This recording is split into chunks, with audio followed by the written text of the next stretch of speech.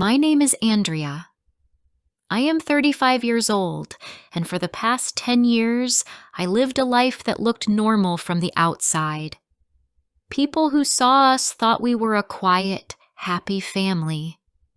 But there was something they didn't see.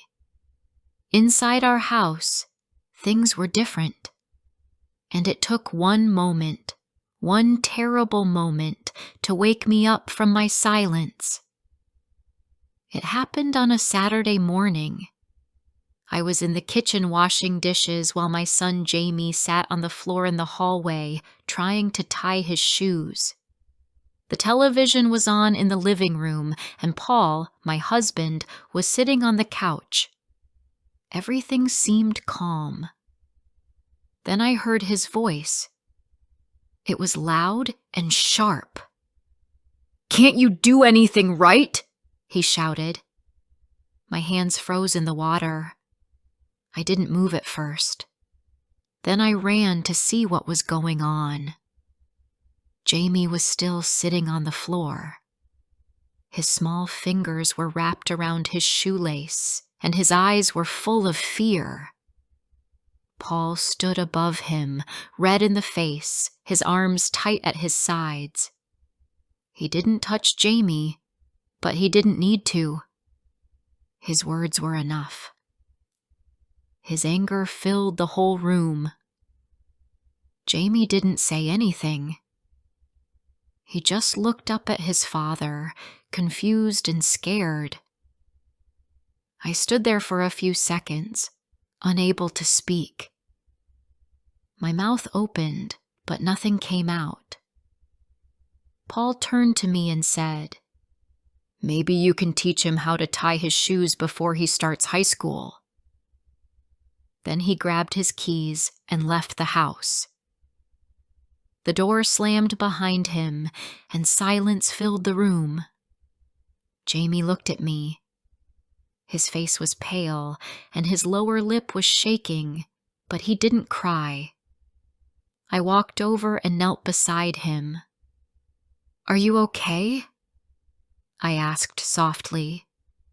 He nodded, but I could see the pain in his eyes. "You didn't do anything wrong," I said.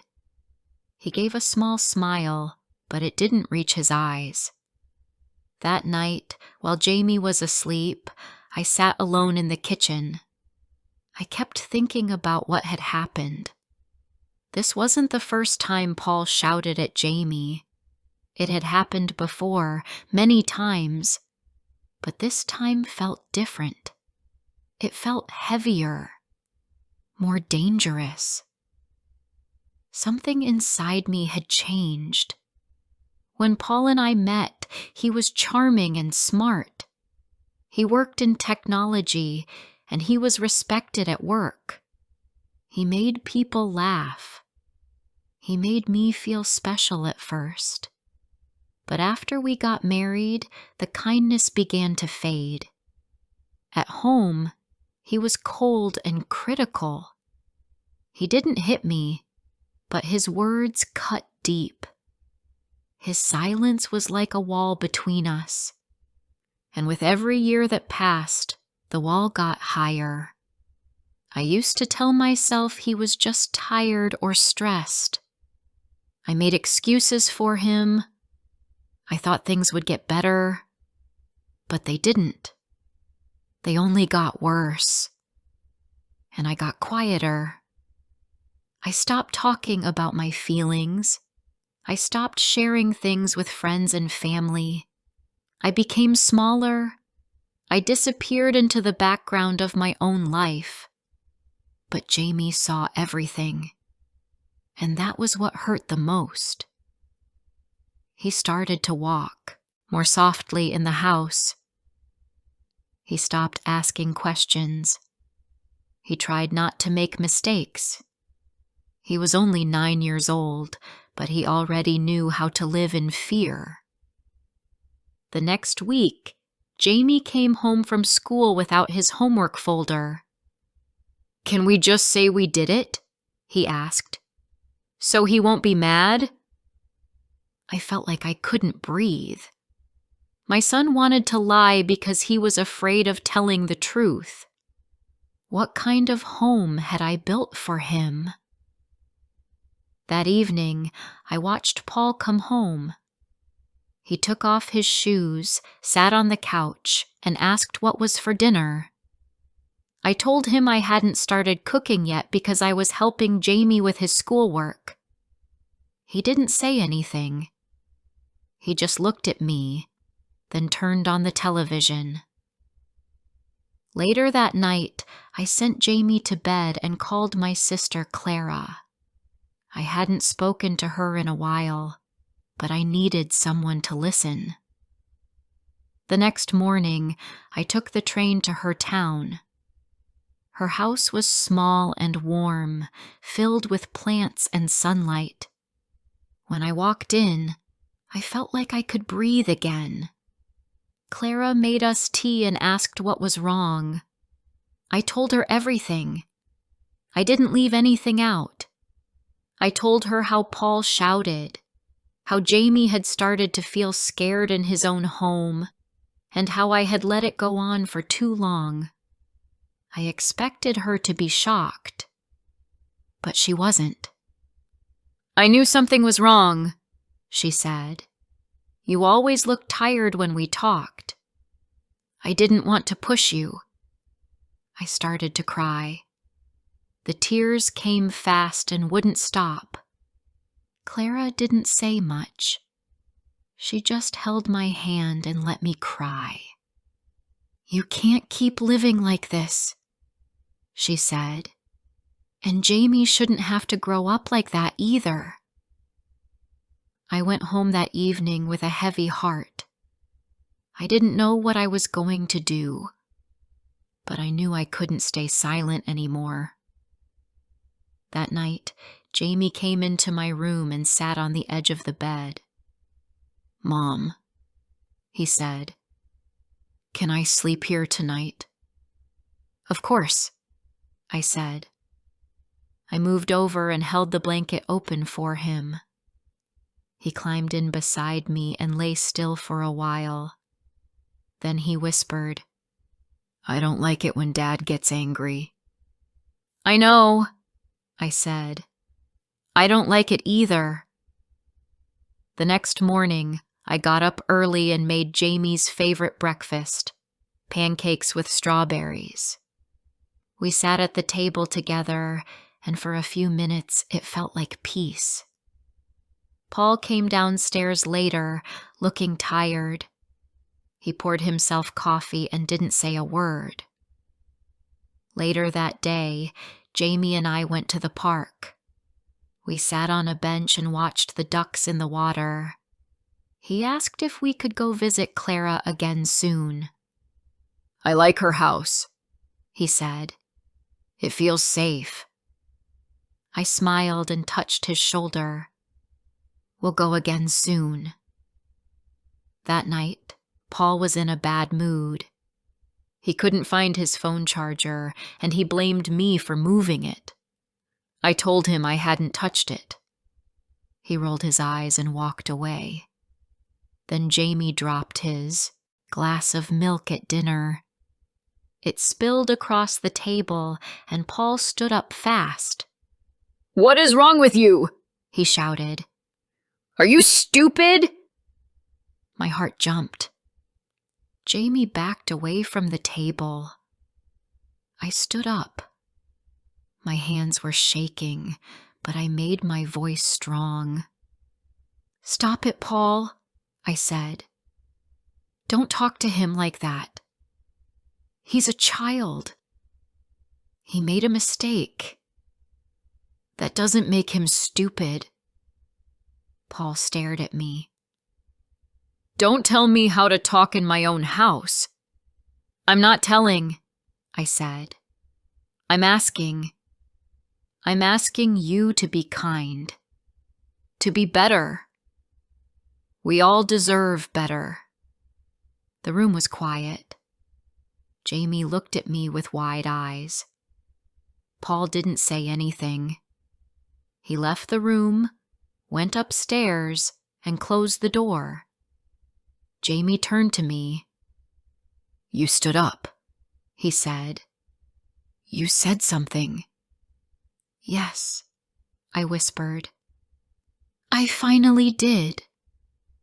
That night, after Paul went to bed without another word, I stayed downstairs in the quiet kitchen. The lights were off except for one small lamp above the sink. I sat at the table with a cup of tea, holding it between my hands, trying to stop them from shaking. I kept thinking about what had just happened. I had spoken. After all these years, I had finally spoken. It didn't feel like winning. I wasn't proud or brave in that moment. I was scared. But I knew one thing with complete clarity. Something had changed between us. And I didn't want to go back to the way things were. Jamie came down a few minutes later. He was in his pajamas, his eyes still half closed. "I heard you," he said softly. "You should be in bed, sweetheart," I said, trying to smile.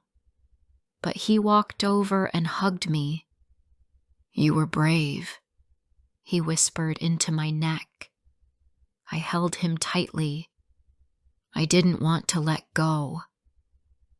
The next morning, Paul acted as if nothing had happened. He came downstairs, made coffee, read the news on his phone. He didn't look at me or speak to Jamie. At breakfast, Jamie was quiet too, eating slowly, his eyes moving between us. Before he left for school, Jamie hugged me again. He didn't usually do that, but this time, he held on longer. When Paul left for work, I stood by the window and watched him walk to the car. As he drove away, I let out a breath I didn't know I was holding. The house felt lighter without him inside it. I spent the morning cleaning, not because it needed it, but because I needed to move. I needed to do something with my hands. My thoughts were loud. Was Paul going to change? Was he going to get worse? Would he leave us? Would he try to make things better? I didn't know. But I had said what I needed to say, and I wasn't going to pretend anymore. Later that week, I went to the school to talk to Jamie's teacher. I hadn't planned to, but I kept thinking about how he was doing, not just with schoolwork, but emotionally. Mrs. Howard was kind and calm. She asked me to sit down, and we talked privately in her classroom. "Jamie is a bright boy," she said. "But he's very quiet these days. He doesn't raise his hand anymore. And he often looks tired." I looked down at my hands and nodded. "There are some problems at home," I said. "His father isn't always kind." She didn't ask questions. She just listened. "Is he safe?" she asked finally. "Yes," I said. "But I think he's afraid." Mrs. Howard nodded. "You're doing the right thing by talking about it." That sentence stayed with me for the rest of the day. You're doing the right thing. I had forgotten what that felt like. When Jamie got home that evening, he looked tired again. He dropped his backpack by the door and kicked off his shoes. "Do you want to go for a walk with me?" I asked. He nodded. We walked through the quiet neighborhood, past houses with flower gardens and children playing outside. Jamie didn't talk much at first, but after a few minutes he said, I like it when it's just us. I do too, I said. We walked all the way to the park, sat on a bench, and watched the sun go down. Jamie leaned against me. Do you think Dad will be mad again? He asked. I took a deep breath. He might, but I won't let him hurt you with his words anymore. Jamie looked up at me. What if he gets mad at you? I'm not scared of that anymore, I said. Or maybe I still am, but I'm not letting the fear stop me. He didn't say anything, but he rested his head on my arm and stayed close. The next day, Paul was quiet again. He didn't talk to either of us much, but I could feel something building inside him. He wasn't used to me standing up to him. I think he was waiting for me to go back to silence. But I didn't. When Jamie forgot to put his dish in the sink after dinner, Paul looked ready to shout again. But I stepped in first. I'll help him clean up, I said before Paul could speak. Paul narrowed his eyes. You're turning him into a baby. No, I said. I'm showing him how to be kind. And I'm teaching him that making a mistake is okay. Paul stared at me for a long second. Then he left the room. Again. The weeks that followed were full of small battles. Paul didn't shout as much, but he was colder. He avoided us. He stayed late at work. He started sleeping in the guest room. Jamie noticed everything. One night, Jamie asked, "Why doesn't Dad love us?" I sat on his bed and ran my fingers through his hair. He does love us, I said. But he doesn't know how to show it in a kind way. That's not your fault. And it's not mine either. Do you still love him? That question was harder. I don't know, I said honestly. I used to. But now, I think I need to love myself and you more. He was quiet for a while. Then he whispered, I love you. A few days later, Paul came home early. He walked into the kitchen and looked around. We need to talk, he said. Jamie was upstairs, so I nodded and sat down at the table. Paul sat across from me. You've changed, he said. Yes, I answered. I had to. He looked uncomfortable. I don't know how to talk to you anymore. Maybe you never really did, I said. Or maybe I never spoke up before. He looked at me for a long moment. Are you planning to leave? I don't know yet, I said. But I know I can't live like this anymore. Paul stood up and walked to the window. You're making me the bad guy. You did that yourself, I said calmly. All I did was finally speak. That night, I started looking at rental apartments online. I didn't know if I would leave next week, next month, or next year. But I wanted to be ready. I wanted to know that I had choices. And most of all, I wanted Jamie to see that we weren't stuck. I also made an appointment with a family counselor. Just for Jamie and me. For now. I didn't tell Paul. I didn't think he'd understand. But I didn't need his permission anymore. When I told Jamie about the counselor, he looked nervous. Will I have to talk a lot? No, I said. You can say as much or as little as you want. It's just someone who will listen and help. Will you be there too? Only if you want me to be. He nodded slowly. Okay. A few days later, we went to our first session. Jamie was quiet at first, but then he opened up more than I expected. He talked about school, about feeling small at home, about the way Dad's voice made him feel. The counselor looked at me and said, "He's carrying a lot." I nodded. So am I. But now we weren't carrying it alone. The days grew longer, and the air felt different. It wasn't just the change in seasons. Something had shifted inside me. I still lived in the same house. I still made breakfast and folded laundry. But I wasn't the same woman anymore. I had begun to rebuild something I thought I lost long ago. My strength.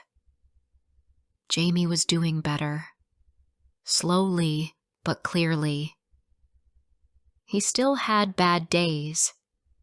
Sometimes he would wake in the night and ask if everything was okay. Other times, he would hug me tightly before school and ask if I was still strong today. I always said yes, and I meant it, even when I was tired or unsure. I didn't want him to see me afraid. Not anymore. Paul continued to keep his distance. He stayed quiet and cold. He didn't yell again, but he didn't try to fix anything either. We lived in the same house, but it felt like we were in different worlds. Jamie noticed. One evening, he said, "It's like he's not even here, even when he's sitting at the table." I didn't know what to say, so I said the truth. Maybe he doesn't know how to be close. Maybe no one ever showed him. "But you try," Jamie said. "You try every day." That stayed with me. I wasn't perfect. I didn't have all the answers. But I showed up. I tried. And maybe that was enough to begin healing. After a few weeks, the counselor suggested something. She thought I should come alone for a session. Just me. I didn't want to at first. I said I was fine. But inside, I knew I wasn't. I still carried years of silence. I still carried the guilt of staying quiet for so long. So I went. I sat in the small room, on the soft chair, and looked at the woman across from me. She had kind eyes. She didn't rush me. She waited. And then I began to talk. I talked about the first year of our marriage, about how Paul slowly changed, how I blamed myself when he became cold.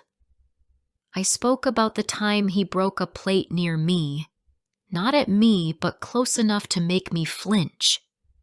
I told her how I stopped seeing friends, stopped calling family, stopped dancing in the kitchen, stopped laughing loudly.